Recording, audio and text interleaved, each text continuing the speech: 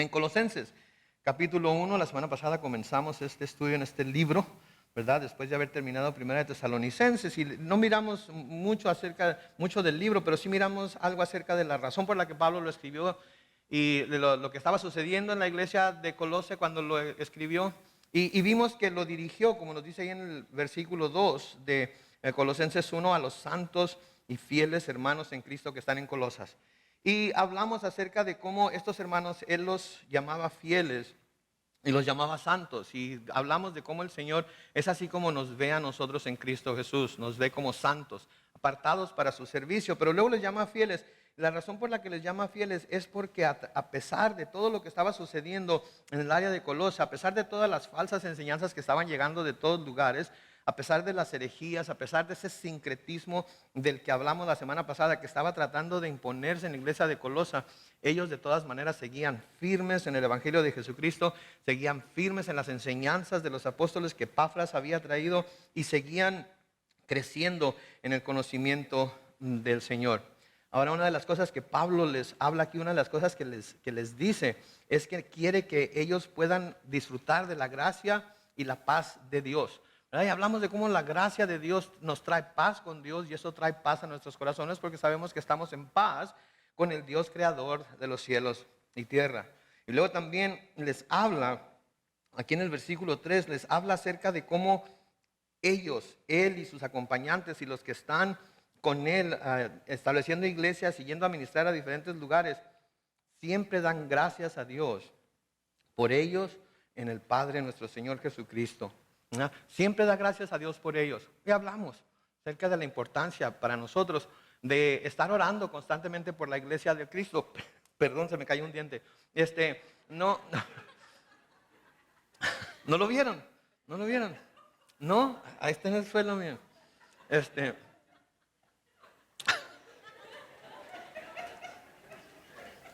No, es una pastilla que tenía en la boca. Pero no es diente, no es diente. No voy a sonreír porque la mazorca está medio federal, pero créanme, no fue diente.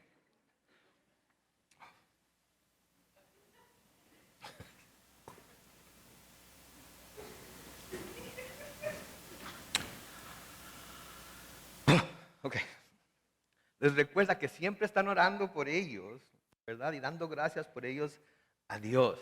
¿Sí? Y eso es nosotros como iglesia es lo que debemos estar haciendo, orando los unos por los otros como iglesia, como el cuerpo de Cristo, pero también orando por la iglesia en general, por la iglesia universal, por la iglesia mundial, en todos los lugares, porque sabemos que la iglesia está siendo perseguida en muchos lugares y debemos estar constantemente acordándonos de esos hermanos, ¿verdad?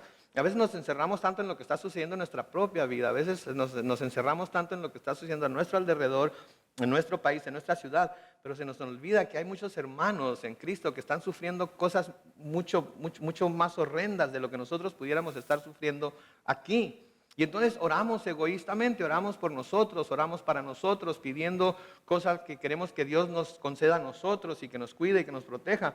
Pero se nos olvidan aquellos hermanos que están sufriendo cosas indecibles que nosotros ni nos imaginamos. Como ustedes saben y lo he anunciado muchas veces, los lunes las hermanas de Mamás Unidas en Oración se reúnen a las 5 de la mañana en el Salón 101 para orar por sus hijos, por sus escuelas. Al mismo tiempo nos reunimos algunos varones para orar también en la oficina de un servidor o en el comedor de la iglesia. Y este lunes fue una de las cosas que oramos, fue una de las cosas que hicimos. Nos acordamos de orar por la iglesia perseguida en todo el mundo, para que el Señor les siga dando gracia, para que el Señor les siga dando paz, a pesar de todas las tribulaciones y persecuciones por las que están pasando. Y tenemos que acordarnos de ello, ¿verdad? En el tiempo de Pablo, las enseñanzas equivocadas, las herejías estaban entrando en la iglesia y Pablo constantemente oraba por ellos. También estaban siendo perseguidos y Pablo siempre también oraba por ellos y nosotros también debemos de siempre orar por nosotros como iglesia, pero también por la iglesia en general y dar gracias a Dios, el Padre de nuestro Señor Jesucristo. En el versículo 4 dice Pablo, sigue hablando aquí con ellos y les dice, pues hemos recibido noticias de la fe de ustedes en Cristo Jesús y del amor que tienen por todos los santos. Noten, Pablo había estado recibiendo testimonios, especialmente de Epafras, como vamos a ver, de la fe que la iglesia, los miembros de la iglesia en Colosa tenían en Cristo Jesús y del amor que manifestaban constantemente para con todos los santos. Pablo, aunque no conoce personalmente a los hermanos en Colosas, ora por ellos, ¿sí? Y da gracias a Dios por ellos y da gracias a Dios por el testimonio que está viniendo a él, especialmente porque esa fe en Cristo Jesús no solamente nació, sino que empezó a florecer, empezó a crecer y, como vamos a ver, empezó a dar frutos. Y porque una de las cosas que ellos se esforzaban en hacer era mostrar ese amor hacia todos los santos. Mostrar ese amor hacia todos los santos. Y era tan evidente que Pablo estaba recibiendo el testimonio de ello. Y saben que el amor es una de las características principales que como cristianos debemos mostrar. Como cristianos es una de las características principales que debemos tener, que debe de definirnos, de diferenciarnos del resto del mundo, especialmente dentro de la iglesia, para con todos los hermanos, para con toda persona, de hecho, que viene y nos visita a la iglesia. Toda persona que viene y nos visita a la iglesia debe sentirse bien recibida, debe sentirse amada, debe sentirse como que el Señor nos había estado preparando para recibirla a Él o ella exclusivamente.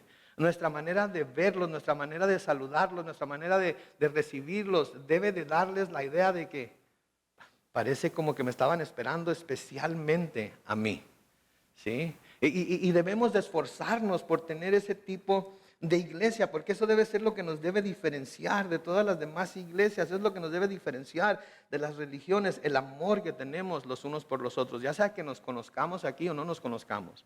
Y una de las cosas que yo les exhorto como pastor es que cuando les llamen a saludarse los unos a los otros, ¿sí?, no se volteen a saludar a las mismas personas que siempre saludan.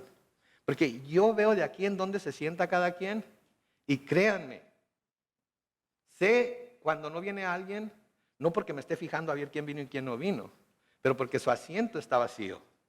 ¿Okay? Ya sé en dónde se sientan. Y cuando volteo hacia allá y veo el asiento vacío, pienso, ay, hermano fulano no vino, o hermano sutano no vino. ¿Sí? Entonces, siempre que nos llamamos que se nos llama a saludarnos los unos a los otros, siempre tenemos a la misma persona a un lado y al otro detrás y enfrente. ¿Saben qué? Les exhorto a que se levanten, busquen a esa persona que no habían visto nunca aquí en la iglesia y vayan y le den la mano y le digan, seas bienvenido o bienvenida, hermano o hermana. ¿Sí? Porque eso es lo que nos debe de diferenciar, es lo que nos debe debe ser uno de lo que nos debe caracterizar, el amor que tenemos los unos por los otros como hermanos que ya nos conocemos, pero también por toda persona que viene a la iglesia. Amén. Por eso es el ministerio de hospitalidad es tan importante. Es tan importante los hermanos que están sentados allá atrás a la puerta recibiendo gente, dándole la mano, dándole la bienvenida, ¿sí? Quizás preguntándole si es la primera vez que nos visita y se le preguntan y le dan una hojita para que nos dé su información, no es con el afán de tratar de venderle nada, sino con el afán de tratar de darle seguimiento a su visita para ver si hay algo en lo que le podamos ministrar. Sí, por eso es tan importante. Y saben que si quieren participar en este ministerio, por favor, hablen con nuestros hermanos Oscar y Gaby, que están allá acá atrás. Pónganse de pie, por favor. Miren, volteen para atrás. Esos son Oscar y Gaby. Hablen con ellos y ellos les van a decir, ¿sabes qué? ¿Quieres ayudar en el ministerio de hospitalidad recibiendo a la gente? Ellos les van a decir cuándo, qué es lo que tienen que hacer, etcétera, etcétera. Y saben que entre más gente tengamos recibiendo gente, menos gente va a llegar y se va a sentir como que no fue bien recibido porque no había nadie que lo recibiera ahí con una sonrisa, con un Dios te bendiga, con un buenos días. Entonces, hablen con ellos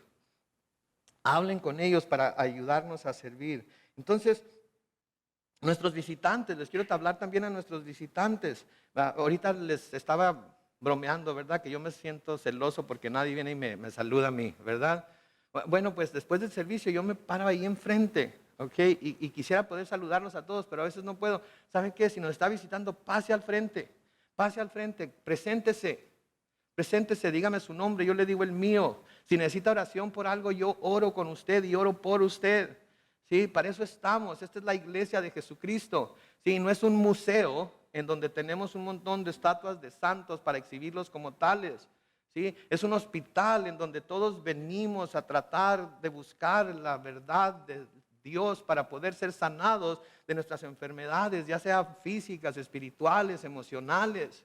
Y debemos nosotros de tener la confianza de saber que si nosotros abrimos nuestro corazón delante de alguien, esa persona va a orar por nosotros y nos va a decir a veces lo que tenemos que oír y no necesariamente lo que queremos oír, porque todo está basado en el amor. Entonces le invito, pase por favor, preséntese, ¿sí? Y vamos a entablar una relación el uno con el otro, de hermano a hermano primeramente, pero quizás con el favor de Dios de pastor a oveja. ¿Verdad? Eso se lo dejo a Dios, no lo puedo lograr yo, eso es parte del trabajo del Espíritu Santo. Y saben que Pablo estaba orando para que esto siguiera en la iglesia de Colosa, que eso no se perdiera en la iglesia de Colosa.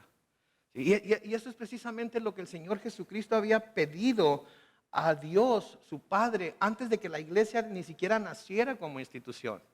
El Señor Jesucristo nos dice, ¿verdad? En el Evangelio de Juan, que nos van a conocer por una cosa. ¿Por qué nos van a conocer? Por el amor que nos mostramos los unos a los otros, ¿sí? Y porque ese amor va a producir unidad los unos con los otros también. Y eso es lo que nos va a ayudar a poder manifestar, a poder testificar acerca del amor y de la gracia y la misericordia de Dios a todo el mundo. Porque van a decir, mira cómo se aman, mira lo unido que están. Mira, aun cuando son personas de diferentes culturas, aun cuando son personas que vienen de diferentes trasfondos, aun cuando son personas de diferente nivel de educación, aun cuando son personas que son tan diferentes en su manera de vestir, en su manera de portar el cabello, en su manera, etcétera, etcétera. De todas maneras se ve el amor y la unidad que hay entre ellos. Eso fue lo que el Señor Jesucristo pidió para la iglesia. Y saben que cuando la iglesia recibe la visión del Señor Jesucristo y la visión que el Señor Jesucristo tuvo para la iglesia, eso se da porque es la vida misma de la iglesia. ¿Sí? En Juan capítulo 17, los versículos 20 al 23, el Señor nos dice, pero no ruego solamente por estos, hablando de los discípulos que estaban con Él en ese tiempo, sino también por los que han de creer en mí por la palabra de ellos, que somos todos nosotros, para que todos sean uno, como tú, oh Padre, en mí y yo en ti, que también ellos sean uno en nosotros, para que el mundo crea que tú me enviaste. Yo les he dado la gloria que me diste para que sean uno así como nosotros somos uno. Yo en ellos, tú en mí, para que sean perfectos en unidad, para que el mundo crea que tú me enviaste y que los has amado a ellos como también a mí me has amado. Y aquí tenemos prueba de que eso funciona, de que la oración funciona, de que lo que Jesucristo le pidió al Padre, el Padre estaba haciendo en la iglesia. Y hemos visto cómo en la iglesia de Tesalónica y ahora en la iglesia de Colosa, Pablo los está alabando, los está elogiando, porque esas características se ven en ellos. Y yo quiero, mi deseo como pastor es que el Señor Jesucristo nos vea a nosotros como iglesia desde el cielo y que nos diga, bien, buen siervo y fiel como iglesia. ¿Sí? Que estamos amándonos los unos a los otros y que estamos amando y mostrando amor y afecto y preocupación y misericordia y gracia por todas las personas que vienen y nos visitan aquí por primera vez y que se sientan tan amados y tan bien recibidos que salgan preguntando cuándo es el próximo servicio. Pero eso es algo que nosotros como el cuerpo de Cristo debemos hacer. Es algo que nosotros tenemos la obligación de hacer. No somos un cine, ¿sí? En donde entran un montón de desconocidos, ven la película, algunos hacen ruido, prenden su teléfono y molestan a los demás y luego cuando la película termina salen o quejándose de lo malo que estuvo la película o de lo bueno que estuvo la película. Estamos aquí para adorar al Dios del universo. Y estamos aquí para hacer eso porque todos tenemos el mismo corazón, el mismo sentir y esa unidad que solamente el Espíritu puede traer. Y eso es lo que debemos nosotros comunicar a los que nos visitan. Amén. Ahora, ¿a causa de qué? ¿Por qué es que ellos tienen esta manera de ser y esta manera de obrar? El versículo 5 nos dice que todo eso es a causa de la esperanza que en los cielos les está reservada. Y ustedes ya han sabido de esto por el Evangelio, que es la palabra de verdad. En otras palabras, ¿por qué es que esta es la manera en la que ellos se comportan? ¿Por qué es que esta es la manera en la que ellos son en la iglesia? Porque por la fe ellos están convencidos de la esperanza que Dios tiene reservada para ellos en el cielo. Y saben, ¿sí?, que un día todos los que están ahí reunidos van a estar en el cielo de la misma manera reunidos con millones y millones de otros santos de Dios alabando a Dios por toda la eternidad. Así es que mire hacia alrededor, ¿sí? Ve a su alrededor, porque cuando estemos en la eternidad, muchos de estos mismos hermanos que están sentados a su diestra, a su siniestra, enfrente y detrás, van a estar juntamente con usted delante del trono del Cordero, alabándole por toda la eternidad. Así es que asegúrese que se sienta del lado de alguien que le caiga bien, porque va a estar con ellos para siempre. ¿Ok? Y si hay alguna diferencia, si hay alguna ofensa que se ha sufrido, si hay algo que se ha hecho para lastimarse el uno al otro, que lo hacemos constantemente, póngase a cuentas con esa persona y póngase a cuentas con Dios, porque lo vamos a tener a nuestro lado para toda la eternidad. Ahora, yo sé que yo voy a estar muy lejos de todos ustedes, y no es que de muchos de ustedes, porque yo pienso que el Señor me va a poner hasta mero atrás y ustedes van a estar hasta allá, hasta el mero al frente. Porque Dios tiene un lugar especial reservado para Calvary Chapel San Diego en español. Y como allá en el cielo vamos a hablar en español solamente, ¿verdad? Va a querer escuchar el español más que cualquier otra lengua. No sé qué lengua vayamos a hablar, pero me encantaría pensar que es en español porque es una lengua hermosa. Amén. Entonces, ellos saben lo que tienen reservado en el cielo, y porque saben que eso está reservado para ellos en el cielo, entonces pueden ellos también querer compartir eso con los demás, y el amor los lleva a querer hacer eso.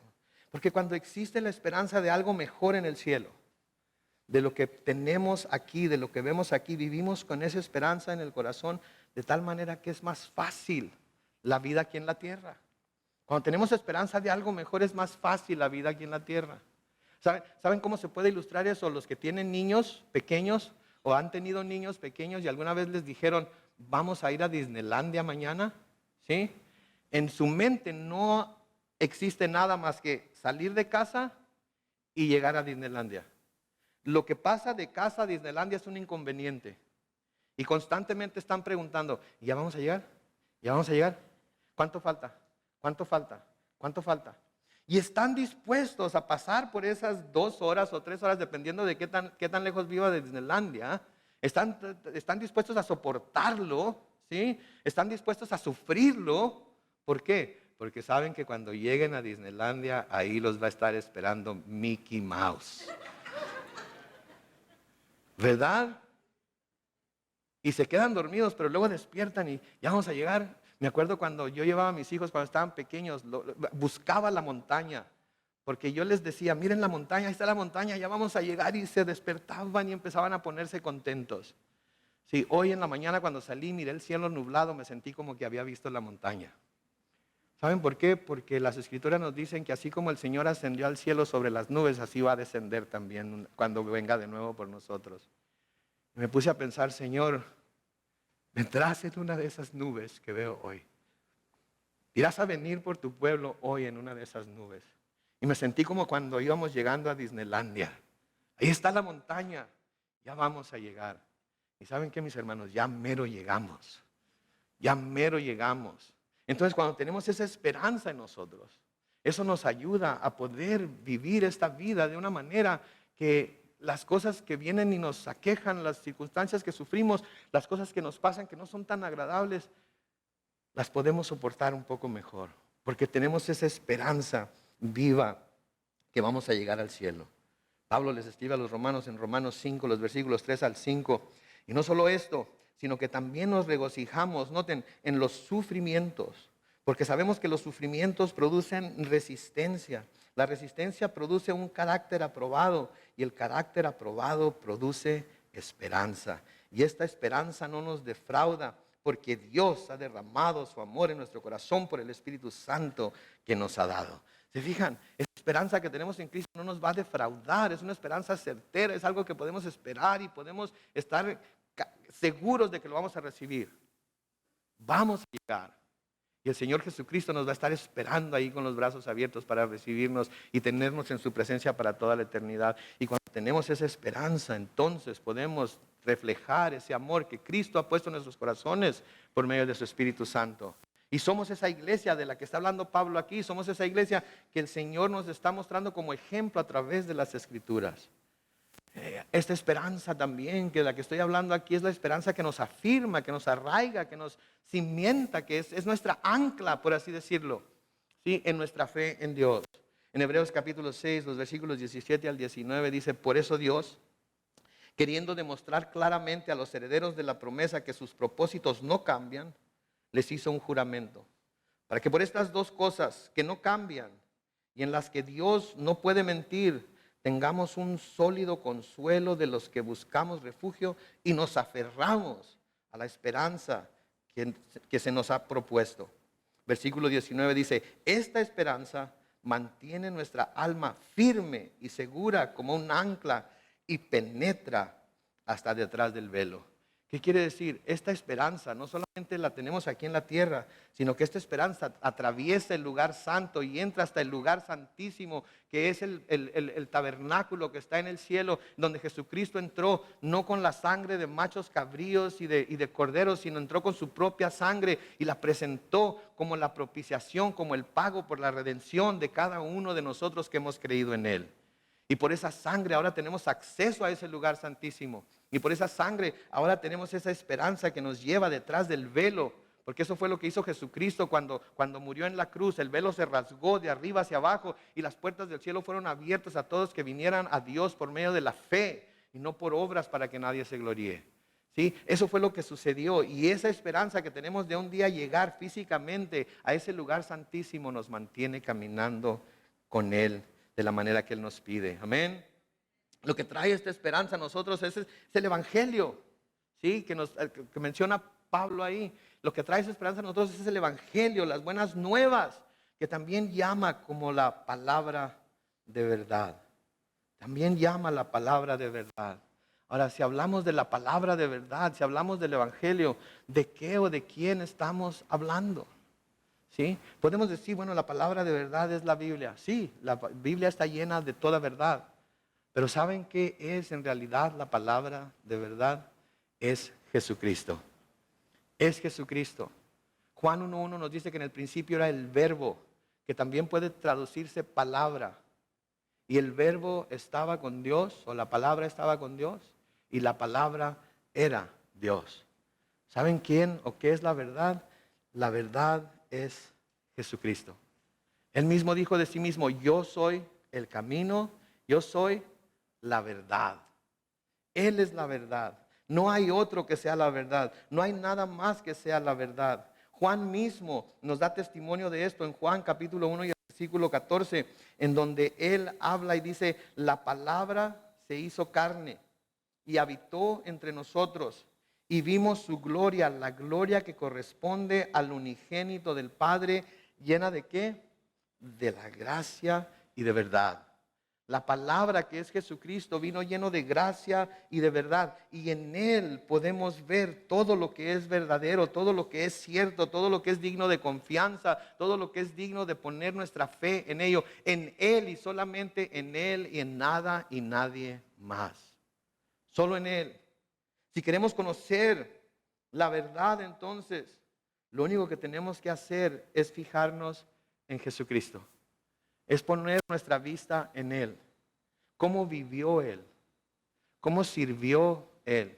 ¿Cómo amó Él? ¿Cómo se entregó Él? ¿Cómo se sacrificó Él?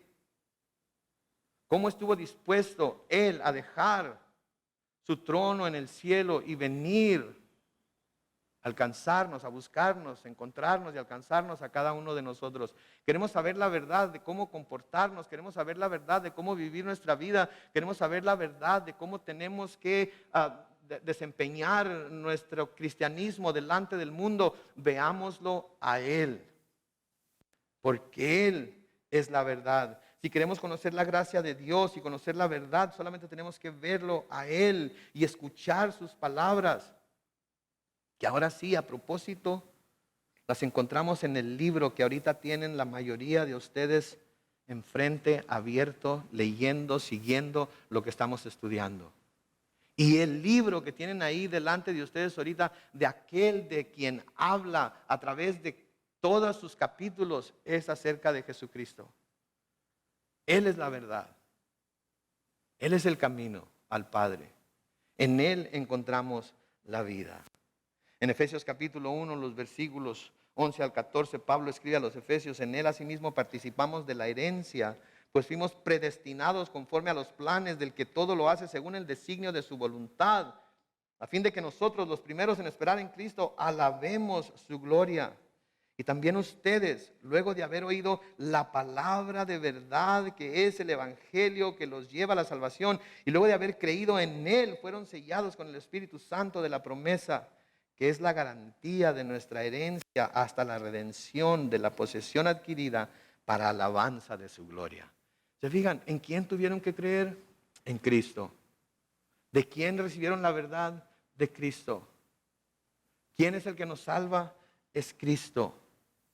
Y es a través de Él y solamente en Él. Santiago nos dice en Santiago capítulo 1, los versículos 16 al 18, queridos hermanos míos, no se equivoquen. Toda buena dádiva y todo don perfecto descienden de lo alto del Padre de las luces, en quien no hay cambio ni sombra de variación. Él, por su propia voluntad, nos hizo nacer por medio de ¿qué? De la palabra de verdad, para que seamos los primeros frutos de su creación. Él nos hizo nacer de nuevo por la palabra de verdad, para que seamos los primeros frutos de su creación. ¿Cuál fue el mensaje de Jesucristo a Nicodemo? Para poder ver el reino de los cielos, ¿qué tenemos que hacer? Nacer de nuevo. ¿Cómo nacemos de nuevo? Poniendo nuestra fe en Él, creyendo lo que Él dijo, creyendo que Él es quien dijo que era, y reconociendo que el nuevo nacimiento solamente lo podemos encontrar en Él, porque todo aquel que está en Cristo, ¿qué dice? Nueva criatura es. Las cosas viejas pasaron, he aquí todas son hechas nuevas. Esa es una verdad que la iglesia tiene que creer, tiene que recibir y tiene que vivir de acuerdo a esa verdad. De que en Cristo hemos sido creados de nuevo, hemos recibido ese nuevo nacimiento. ¿Y qué es lo que sucede cuando esto pasa? En el versículo 6 de Colosenses 1 nos dice, y que ha llegado hasta ustedes, así como a todo el mundo, hablando de la palabra de verdad, hablando del evangelio, y que desde el día que ustedes la escucharon y la comprendieron claramente y conocieron la gracia de Dios, noten, crece en ustedes y produce fruto. ¿Se fijan ustedes? Crece en ustedes y produce fruto. Esto, cuando llegó a ustedes el evangelio, la palabra de verdad, cuando recibieron a Cristo, así como lo tiene que recibir todo el mundo, así como está estipulado en la palabra que todo mundo lo debe recibir, cuando ustedes lo escucharon, y noten lo que dice, la comprendieron claramente y conocieron la gracia de Dios, crece en ustedes y produce fruto. Esa es la muestra, esa es la marca de alguien que ha no solamente recibido de los labios para afuera, sino que ha recibido verdaderamente la palabra de verdad, que es Jesucristo, porque la escucharon y la comprendieron claramente, y a través de esa comprensión conocieron la gracia de Dios, y ahora esta gracia y esta palabra de verdad crece en ustedes y produce fruto. No se queda estancada, ¿sí? No se queda en un mismo nivel. Está constantemente creciendo, está constantemente produciendo frutos, está constantemente dando testimonio de lo que la palabra de verdad ha hecho en sus vidas. Y porque es la manera en la que nos damos cuenta de que en realidad estamos en la verdad. Cuando nuestras vidas están constantemente creciendo, no solamente en conocimiento, sino en sabiduría, como vamos a ver más adelante, pero también en los frutos que se producen. ¿Se acuerdan de la parábola del sembrador, cuando el Señor la dijo? ¿Se acuerdan de aquellos 4 tipos de tierra que Él menciona? En Mateo capítulo 13, comenzando con el versículo 1, se nos dice, aquel día Jesús salió de la casa y se sentó a la orilla del lago.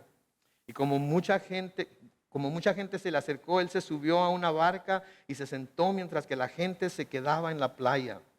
Entonces les habló por parábolas de muchas cosas. Les dijo, el sembrador salió a sembrar. Al sembrar, una parte de la semilla cayó junto al camino y vinieron las aves y se la comieron. Otra parte cayó entre las piedras donde no había mucha tierra y pronto brotó porque la tierra no era profunda. Pero en cuanto salió el sol se quemó y se secó porque no tenía raíz. Otra parte cayó entre los espinos, pero los espinos crecieron y la ahogaron. Pero una parte, dice el versículo 8, cayó en buena tierra y rindió una cosecha de 100, 60 y hasta 30 semillas por una. Luego dice, el que tenga oídos para oír, que oiga. Sí, habla de 4 tipos de tierras en donde la semilla se siembra y diferentes resultados, ¿sí?, que produce esa semilla. Ahorita la semilla de la palabra de verdad se está esparciendo entre ustedes y está siendo sembrada en sus corazones, ¿sí? Ahora, dependiendo de qué clase de tierra es sobre la cual caiga esa semilla, va a producir el fruto o no va a producir nada. Cuando el Señor explica lo que esta parábola quiere decir, nos dice en Mateo 13, versículos 18 al 23, escuchen ahora lo que significa la parábola del sembrador. Cuando alguien oye la palabra del reino y no la entiende, viene el maligno y la arrebata. Le arrebata lo que fue sembrado en su corazón.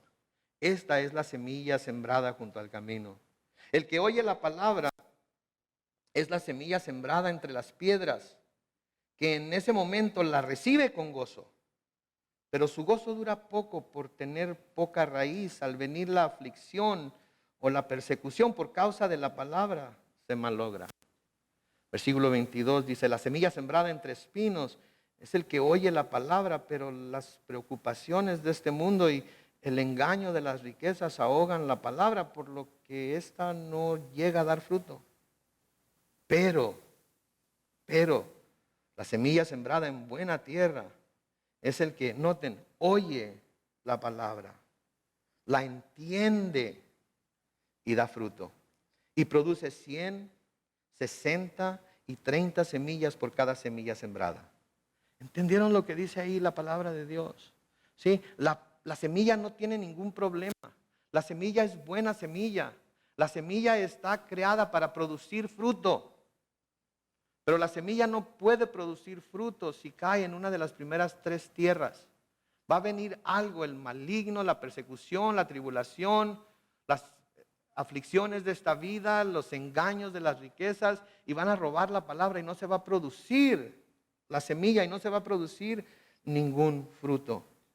Pero el que oye, entiende y da fruto, produce 100, 60 y 30 semillas por cada semilla sembrada. ¿Sí? La comprensión clara de la palabra de verdad, el conocimiento de la gracia de Dios hace crecer y produce fruto en y a través de los creyentes. ¿Se dan cuenta de lo que está diciendo aquí el Señor Jesucristo? Cuando se recibe la palabra, cuando se entiende la palabra, ¿sí?, entonces produce fruto en y a través de los creyentes y nos ayuda a crecer. ¿Y a qué se parece ese fruto que la palabra produce, que esa semilla produce? Pues muy fácil, Gálatas capítulo 5, versículos 22 y 24. Pero el fruto del Espíritu es, ¿qué? Amor, gozo, paz, paciencia, benignidad, bondad, fe, mansedumbre, templanza. Contra tales cosas no hay ley. Y los que son de Cristo han crucificado la carne con sus pasiones y deseos. Si vivimos por el Espíritu, vivamos también según el Espíritu. Entonces, claramente se nos está diciendo aquí, no solamente lo que debemos de estar viendo que está sucediendo en nuestra vida, sino estamos viendo claramente lo que nuestra vida debe estar produciendo. Y no está produciendo porque nosotros estamos forzándola a producir. Se está produciendo porque simplemente estamos haciendo lo que le viene como natural a la árbol frutal hacer, que es estar recibiendo toda la nutrición de la tierra, que está recibiendo todas las vitaminas que la tierra produce, que en este caso podríamos usar a Jesucristo como la imagen de ello. Y las ramas están conectadas al árbol principal, recibiendo todo lo que necesitan recibir de él para poder producir ese fruto. Nunca he visto una rama tirada en el suelo que produzca fruto. ¿Ustedes sí? Yo no. Tiene que estar pegada al árbol. Mientras nosotros estamos en esa unión perfecta con Cristo, nosotros podemos producir ese tipo de fruto, pero si no estamos en esa unión perfecta, mismo Jesucristo nos dice que separados de Él, ¿qué tanto podemos hacer? Nada. Tenemos que estar entonces conectados con Él. Noten el versículo 7 de Colosenses 1, dice, esto lo aprendieron por medio de Epafras, nuestro consiervo amado, que es un fiel ministro de Cristo para ustedes, quien también nos ha hablado del amor que ustedes tienen en el Espíritu.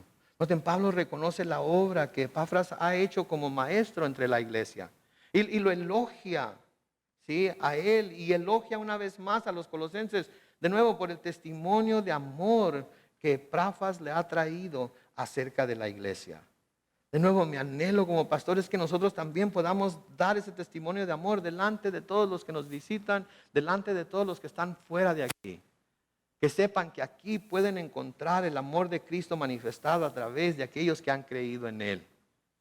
Y que sientan que si vienen aquí, más que tener un encuentro con un grupo de hermanos llenos de amor y de gracia para con ellos, van a tener un encuentro con Jesucristo mismo, por cómo son recibidos. ¿Sí? Eso es lo que debemos buscar. ¿Sí? Pablo les escribe a los Efesios en Efesios 3, los versículos 14 al 19. Por eso yo me arrodillo delante del Padre de nuestro Señor Jesucristo, de quien recibe su nombre toda familia en los cielos y en la tierra, para que por su Espíritu y conforme a las riquezas de su gloria, los fortalezca interiormente con poder, para que por la fe Cristo habite en sus corazones y para que arraigados y cimentados en ¿qué? Amor, sean ustedes plenamente capaces de comprender con todos los santos cuál es la anchura, la longitud, la profundidad y la altura del amor de Cristo. En fin, que conozcan ese amor que excede todo conocimiento para que sean llenos de toda la plenitud de Dios. ¿Se imaginan ustedes? Somos seres finitos, somos seres mortales. Sin embargo, cuando ese amor habita en nosotros, se nos dice que habita en nosotros toda la plenitud de Dios. Tan grande como es Dios, cuando ese amor es manifestado a través de nosotros, toda su plenitud se encuentra en nosotros. Cuando somos inmersidos en ese amor y cuando estamos dispuestos a dar esa clase de amor, todo lo que es la plenitud de Dios se manifiesta en nosotros. Yo nunca pensé que tenía la capacidad para poder tener en mí toda la plenitud de Dios. Pero cuando muestro amor es exactamente lo que sucede. ¿Cuántos quieren tener toda la plenitud de Dios en ustedes mismos? Yo lo deseo cada día. ¿Qué tengo que hacer entonces para poder lograrlo? Amar como Él me ama a mí. Mostrar ese tipo de amor para con, no solamente mi familia, no solamente para con mis hermanos y hermanas en Cristo, sino para con mi prójimo también. Porque eso es lo que Dios nos ha llamado a hacer. En Efesios 5, los versículos 1 y 2 dice: por tanto, imiten a Dios como hijos amados, vivan en amor como también Cristo nos amó y se entregó a sí mismo por nosotros, como ofrenda y sacrificio a Dios de aroma fragante. ¿Quieren ser una ofrenda de sacrificio a Dios como aroma fragante? Entonces vivan en amor como también Cristo nos amó y se entregó a sí mismo por nosotros. Esa es la marca del cristiano. Esa es la marca de aquel que en realidad quiere manifestar el amor de Dios a una humanidad que está tan necesitada de amor, ¿no es cierto? Tantos niños que necesitan ser amados, tantas personas que necesitan ser amadas. Y nosotros tenemos el amor divino en nosotros y no lo usamos como debemos hacerlo. Versículo 9 de Colosenses 1 sigue diciendo: por eso nosotros desde el día en que lo supimos no cesamos de orar por ustedes y de pedir que Dios los llene. Noten 3 cosas aquí: del conocimiento de su voluntad en toda sabiduría e inteligencia espiritual. 3 cosas que debemos estar pidiendo a Dios diariamente: conocimiento de su voluntad, sabiduría e inteligencia espiritual. ¿Cuándo fue la última vez que hicimos una oración pidiendo esas 3 cosas? No me digan. No me digan. Pero ¿saben qué? Antes que cualquier otra cosa que pidamos en la mañana cuando nos levantamos, o antes de cualquier otra cosa que pidamos en la noche cuando nos acostemos, creo que estas 3 cosas son importantísimas para que todo lo demás tenga sentido en nuestra vida. 1, el conocimiento de su voluntad. 2, sabiduría. Y 3, inteligencia espiritual. Conocimiento de su voluntad. ¿Cómo conocer la voluntad de Dios? ¿Cómo saber lo que Él quiere? ¿Cómo saber lo que Él espera de mí? ¿Cómo saber lo que Él espera de nuestra iglesia? ¿Cómo saber lo que Él espera de Calvary Chapel San Diego en español? Bueno, vean conmigo Romanos capítulo 12, los versículos 1 y 2. Así que, hermanos, yo les ruego por las misericordias de Dios que se presenten ustedes mismos. Se presenten ustedes mismos implica que nosotros mismos, por nuestra voluntad, nos vamos a presentar como un sacrificio vivo, santo y agradable a Dios. Así es como se debe adorar a Dios.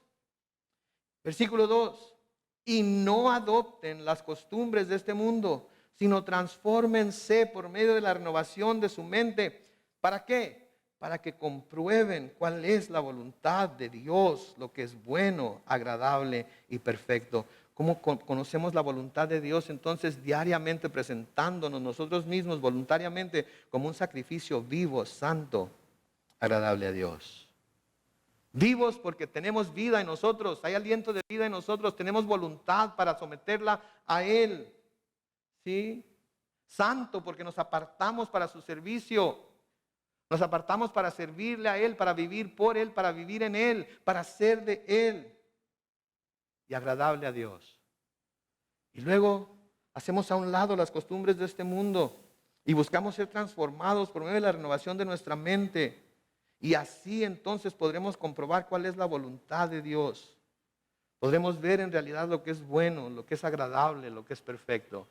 Que todo ello se encuentra dentro de la voluntad de Dios. Sabiduría, debemos pedir sabiduría diariamente, debemos pedir sabiduría. Porque sabiduría e inteligencia son dos cosas muy diferentes. Lo opuesto de alguien sabio, ¿saben cómo se le llama? Necio. Lo opuesto de la sabiduría es la necedad. ¿Sí? Y no se necesita, no ser educado, no tener inteligencia o no ser el más brillante para ser necio. Pero también el más inteligente, el más educado, el más brillante en cuanto a que hay en el cerebro, puede ser la persona más necia del mundo. Y eso es una verdad. Escuchen lo que dijo Charles Spurgeon. Dijo, la sabiduría es el uso correcto del conocimiento. Tener conocimiento de algo no nos hace sabios. Muchos tienen mucho conocimiento, pero a raíz de tener ese conocimiento son más necios. No hay necio más necio que el necio que está lleno de conocimiento. Pero el saber cómo usar el conocimiento que se tiene, eso es tener sabiduría.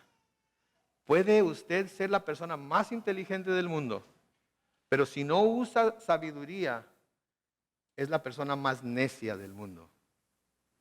Y puede no tener mucha educación, puede no haber llegado muy alto en el escalafón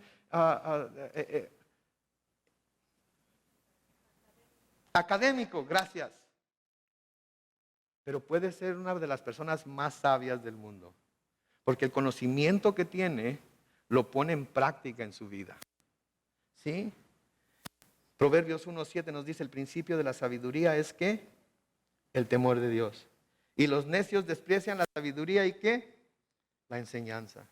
Job 28:28 nos dice, entonces dijo a la humanidad, el temor del Señor es ¿qué? La sabiduría. Quien se aparta del mal es ¿qué? Inteligente. Salmo 111, versículo 10 dice, el principio de la sabiduría es el temor ¿a quién? Al Señor. Quienes practican esto adquieren entendimiento y alaban al Señor toda su vida. Proverbios 9:10 dice, el principio de la sabiduría es ¿qué? El temor del Señor. Y el conocimiento de lo santo, ¿qué es? Inteligencia. ¿Sí? Debemos de pedir entonces conocimiento, sí, pero también debemos de pedir sabiduría para poner el conocimiento en práctica. Todos tenemos conocimiento, muchos de nosotros tenemos muchísimo conocimiento bíblico. Estoy seguro que muchos de ustedes conocen versículos al revés y al derecho y pueden citarlo uno tras otro, tras otro, tras otro, tras otro. No sirve de nada si lo que estamos citando no lo ponemos en práctica en nuestra vida. Porque aun cuando tengamos todo ese conocimiento, somos necios al no ponerlo en práctica. De manera que si leemos Ir y hacer discípulos de todas las naciones, enseñándoles las cosas que yo les he enseñado y bautizándolos en el nombre del Padre, del Hijo y del Espíritu Santo, y decimos, amén. Quiere decir que tenemos el conocimiento, pero si no vamos, somos necios. Quiere decir que si entendemos cuando Pablo dice, maridos, amen a sus mujeres como Cristo amó a la iglesia y se entregó a sí mismo por ella, y dicen, amén, pero luego salen de aquí y no lo ponen en práctica, quiere decir que no son sabios, quiere decir que son necios, que lo único que tienen es conocimiento en el cerebro, pero ese conocimiento no ha llegado al corazón. Y no se preocupen, para las hermanas también hay.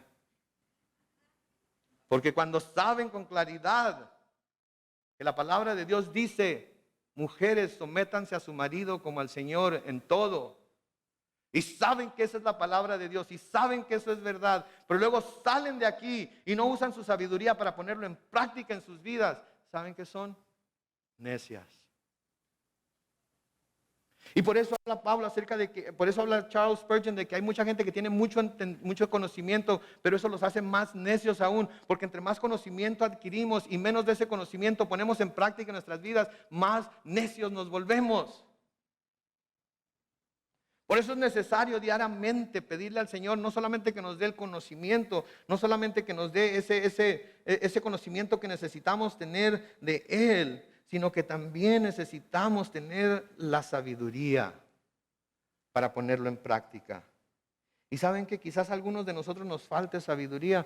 Bueno, pues la palabra de Dios nos dice en Santiago capítulo 1 y versículo 5, si alguno de ustedes requiere de sabiduría, pídasela ¿a quién? A Dios. Y Él se la dará, pues Dios se la da a todos. ¿Cómo se la da? En abundancia y sin hacer ningún reproche. En otras palabras, si vamos a Dios y decimos, Señor, escuché esta predicación hoy en la iglesia y reconozco que soy un necio o una necia, entonces para no seguir siendo necio o necia, pido tu sabiduría. El Señor le va a dar sabiduría en abundancia. Y no le va a decir, sí, ahora vienes conmigo por sabiduría. Todos estos años has estado haciendo lo que a ti te conviene, lo que tú quieres hacer. Has echado mi verdad por la ventana y ahora quieres sabiduría de mí. No, Él nos va a dar con abundancia y sin ningún reproche. Pero tenemos que ir con fe, tenemos que ir sabiendo que eso es lo que va a suceder. Y luego inteligencia espiritual. Necesitamos inteligencia espiritual, no la inteligencia del mundo. ¿Y cómo logramos esa inteligencia espiritual? Por medio de la palabra de Dios. En Salmo 119, versículo 104 dice, tus mandamientos me han dado inteligencia, por eso odio toda senda de mentira. Tus mandamientos me han dado inteligencia. En Proverbios 2, versículo 6 dice, porque el Señor da la sabiduría, de sus labios brotan, ¿qué? Conocimiento e inteligencia. ¿En dónde encontramos el conocimiento y la inteligencia? En los labios del Señor. ¿Y cómo nos habla el Señor? ¿Cómo nos da esa inteligencia? ¿Cómo nos da ese conocimiento? A través de su palabra. Porque no hay nada que esté escondido a su palabra, porque su palabra es poderosa, su palabra es viva. Su palabra nos descubre nuestra manera de pensar, descubre lo más oscuro de nuestro corazón y lo saca a la luz para que nos demos cuenta de cómo estamos viviendo, si complaciéndolo a Él o no. En Hebreos capítulo 4, versículo 12 dice, la palabra de Dios es viva y eficaz y más cortante que las espadas de dos filos, pues penetra hasta partir el alma y el espíritu, las coyunturas y los tuétanos, y discierne los pensamientos y las intenciones del corazón. Necesitamos entonces, necesitamos saber la voluntad de Dios. Necesitamos sabiduría para que todo el conocimiento que hemos estado adquiriendo lo podamos poner en práctica en nuestra vida. Necesitamos inteligencia espiritual que solamente puede venir por medio de su palabra, de acuerdo a su espíritu, que nos enseña a discernir las cosas que su palabra nos dicen.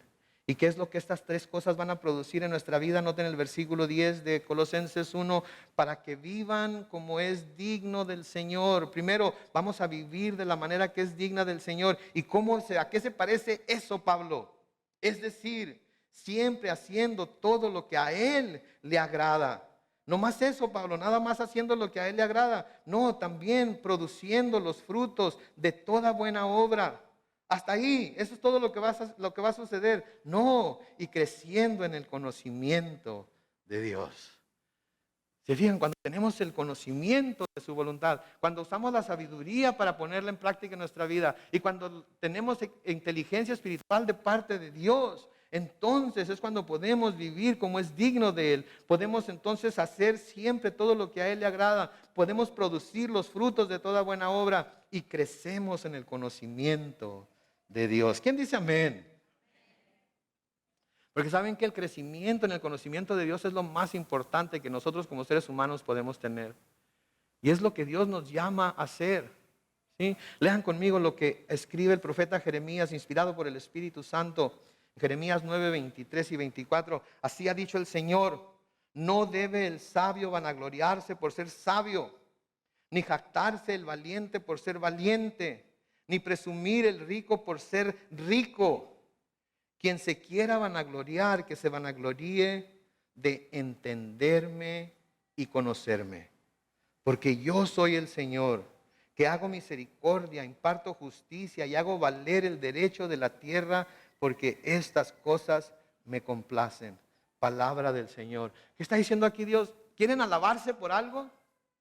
¿Quieren alabarse por algo? ¿Quieren vanagloriarse de algo? ¿Quieren estar orgullosos de algo? Si de algo van a vanagloriarse, alabarse o estar orgullosos, alábense, vanagloríense y estén orgullosos de que conocen la mente de Dios, de que lo entienden, de que saben lo que Él ama y lo que Él aborrece, de que saben lo que lo complace y lo que no lo complace, de que saben lo que se necesita para vivir una vida agradable a Él. Versículo 11 dice todo esto: fortalecidos con todo poder, conforme al dominio de su gloria, para que puedan soportarlo todo con mucha paciencia, así con gran gozo darán las gracias al Padre que nos hizo aptos para participar de la herencia de los santos en luz, y que también, noten, nos ha librado del poder de la oscuridad y nos ha trasladado al reino de su amado Hijo. Noten, nos ha librado. Ya lo hizo tiempo pasado, no nos está librando, nos ha librado ya del poder de la oscuridad, del poder de las tinieblas, y nos ha trasladado. Ya estamos ahí delante de los ojos de Dios, ya estamos ahí al reino de su amado Hijo, en quien, dice el versículo 14, tenemos redención por su sangre, el perdón de los pecados. Cuando nos sentimos perdonados por alguien, sentimos que un peso se nos cae de encima, ¿no es cierto? Sentimos como que, ok, había traído esa carga por mucho tiempo. Y ahora que pedí perdón y se me ha otorgado perdón, ahora me siento libre. Imagínense ustedes cuánto más será significativo por nosotros el sabernos perdonados por Dios. No importa cuán grande nuestro pecado, no importa cuán horrendo sea, el sabernos perdonados por Dios y saber que Él pagó por nuestra redención por medio de la sangre de su Hijo. No con oro, como dice Pedro, no con plata, no con la sangre de machos cabríos y corderos, sino con la sangre de su propio Hijo. Qué peso tan grande cae de encima de nuestros hombros cuando nos sabemos perdonados por Dios. Les exhorto, como amigo, como hermano, como pastor, pónganse a cuentas con Dios. Arrepiéntanse de su pecado. Reciban el perdón que Él nos ha ofrecido a través de su Hijo Jesucristo. Y sean de una vez por todas lavados con la sangre preciosa del Cordero de Dios que quita el pecado del mundo. Amén.